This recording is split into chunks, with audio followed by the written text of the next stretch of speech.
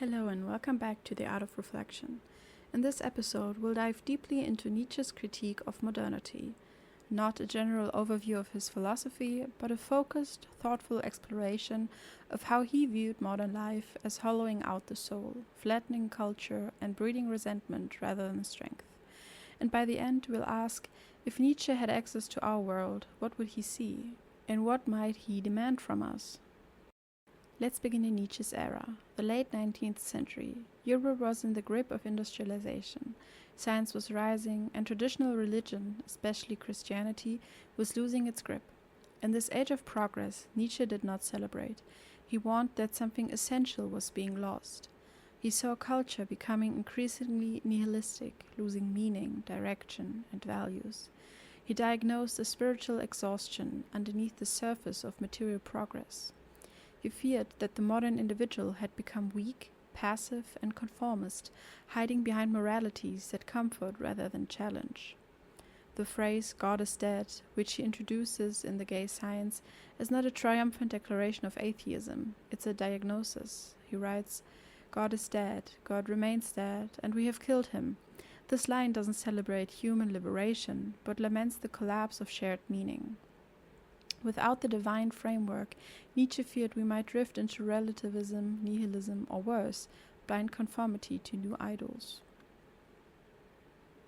Nietzsche uses the metaphor of the herd to describe people who live by consensus rather than conviction.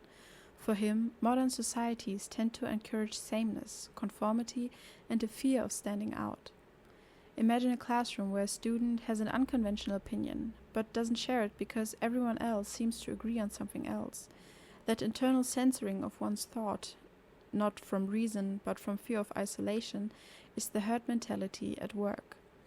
Nietzsche worried that democracy and mass culture would encourage people to value what is popular, not what is true or noble. He saw this as a loss of individuality and the death of ambition. In Thus Spoke Zarathustra, he introduces the last man, a person who avoids risk, avoids deep questions, and lives a comfortable but shallow life. What is love? What is creation? What is longing? What is a star?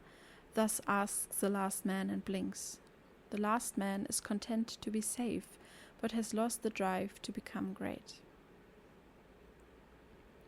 One of Nietzsche's more complex and powerful ideas is ressentiment, a French term he uses to describe a deep, festering form of envy and resentment.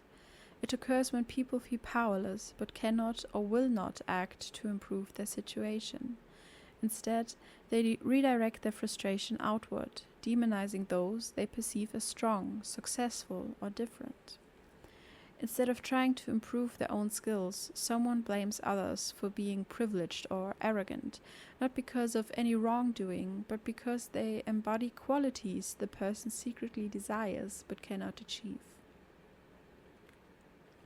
Nietzsche believed that this psychological twist leads to slave morality, a system of values where humility, weakness, and obedience are praised, while ambition, strength, and self-assertion are condemned. He didn't believe in oppressing the weak, but he opposed the idea of a moral system based on weakness, created to shame those who strive for more. Nihilism for Nietzsche is the condition where life has lost its meaning, purpose, and value. He saw this as the inevitable result of the death of God.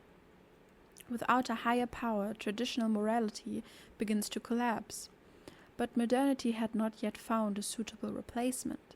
This creates a cultural vacuum, where people either cling to comforting illusions or sink into despair.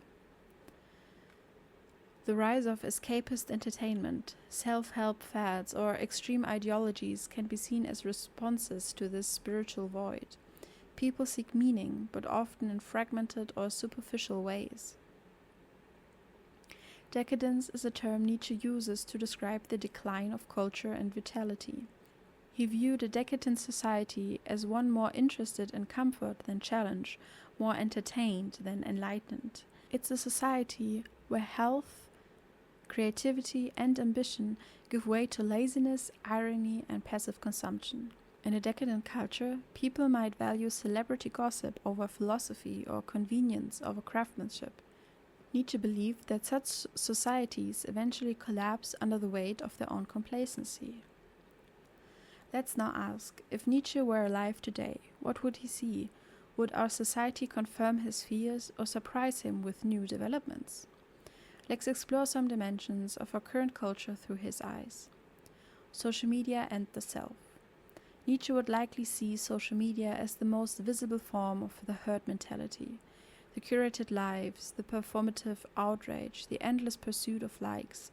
All of this would seem to him like an avoidance of authentic selfhood. He might say, "You're not becoming yourself, you are becoming what you think others want you to be."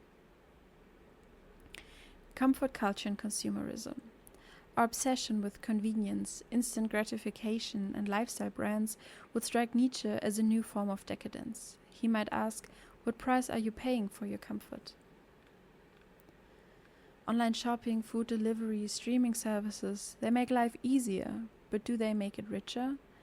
Do they cultivate strength or dependency? Victimhood and identity. Nietzsche would approach modern identity discourse critically. He would likely respect the struggle against injustice, but he would be concerned when victimhood becomes a source of a moral capital, or when people define themselves primarily by their suffering. He would ask, are you transforming pain into power, or are you using it to stay small? The information age and overstimulation. Nietzsche believed in deep thought, solitude, and the slow cultivation of ideas. The modern pace of information, constant updates, infinite scrolling, algorithmic addiction would likely horrify him. He would ask, how can you know yourself if you're never alone with yourself? The loss of shared meaning. In a world of competing truths and endless relativism, Nietzsche's concern about the death of overarching values rings true. Without shared ideals, society can become polarized, anxious, and rootless. People turn to ideology, celebrity, or tribalism to fill the void. Nietzsche would challenge us to resist easy answers. He would call on us to create our own values, but not carelessly. He would demand that we go through the fire of reflection, struggle, and responsibility.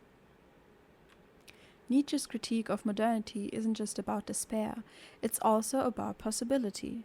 The Übermensch, the overman, is his answer to the crisis of meaning.